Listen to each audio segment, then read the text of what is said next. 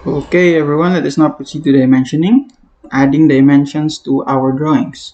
Okay, so there are various ways to do this depending on the object that you are annotating or adding dimensions to. Okay, so if you go to the ribbon, you will see different options for dimensioning. Okay, so if you press this drop down button, so there are linear, aligned, angular, arc length, radius, diameter, ordinate, and jagged.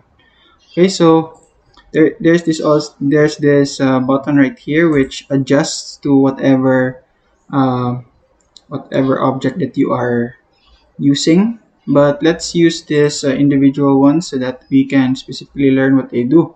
Okay, so let's start with the linear. So if you for the linear, you just have to click for endpoints and then this endpoint right here. Then drag your mouse um, up or down in this case. Let's do that for all four sides. Okay, so it's very simple. Just endpoint to endpoint. Just don't forget to turn on the snapping. Okay. Okay. So for this particular case, um, if you want to get the inclined surface in the length of the inclined line, you can choose this align option. So yeah, so that's it for linear. And then let's go to angular, so you can select an arc, circle, line. So in this case we're selecting a line. Okay, so if the cursor is between the lines, so the angle will also be between the lines. Okay, so let's say if we do it if we place it outside, so this is 180 minus 33. Okay, let's go for arc length. Okay, so this is an arc right here, so I'm going to select it, and there you go, it will directly show you the arc length. Okay, that's pretty cool. And then for the radius, we have a circle right here. Just click on the circle, then it will automatically give you the radius. Okay, so if the cursor is inside, this will be how it looks like. If it is outside, then this will be how it looks like.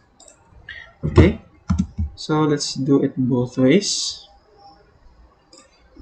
Okay, so let's try the diameter. Okay, for diameter. Okay, so this is how the diameter looks like. So instead of R, it has this symbol right here. It has a different symbol. Okay, so that's it for circles. And then here we have ordinate. Okay, let's try it for the center of the circle. This is if you want to determine the x coordinate or the y coordinate of a certain point. So as you can see here, if I am if I drag my mouse down, it will focus on the x coordinate. And if I drag my mouse left and right, it will focus on x coordinate. If I drag my mouse up and down, it will focus on the y coordinate. Okay, so let's just use the x coordinate for now. So I'm going to select this one. Okay, so that's for the ordinate. And then let's choose for the jagged. So this jagged is usually used for if the if the rest of the circle cannot be seen. Let's say if you're annotating a very huge circle, then you use this. Let's say for example, um, let's create a huge circle outside. So let's say we're creating a very huge circle right here. So we cannot see the center of it. You're just here. This is the okay. So you can just use this.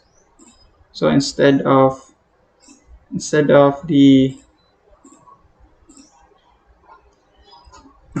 usual radius labeling, so you will use this in these special cases. Okay, so what else do we have? So that's it for this menu right here. So let's go to this dimension. Okay, so this dimension right here, if you click on that, as you can see in the command line, we have angular. We've already explored that. Let's see for the baseline. Okay, let's start with the baseline. If I click B, then it asks me to specify first extension line, origin, or baseline. So this is what it does.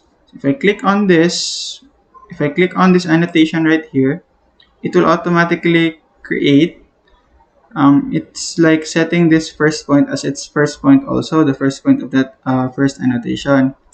Okay, so it automatically creates a pattern like this. Okay, so if you don't like the spacing, you can just click on it and then drag it up or down. Okay, so that's for baseline. So um, let's go to continue. So how does continue work? Let's click continue. Specify first extension line. So okay, so this is how continue works. So instead of starting from the baseline, it will start at the endpoint of the previous annotation or dimension. Okay, so very cool. So this used in very special cases only.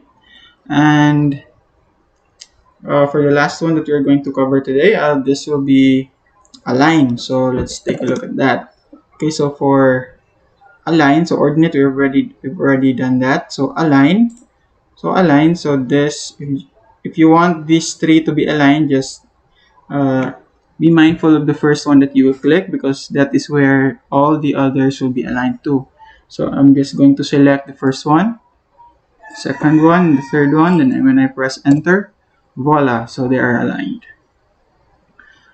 Okay, so that's it for creating annotations, for the basics of creating annotations in AutoCAD. So there are more ways in creating annotations, but these are the most common ones. Okay, so thank you for watching, and see you in the next video.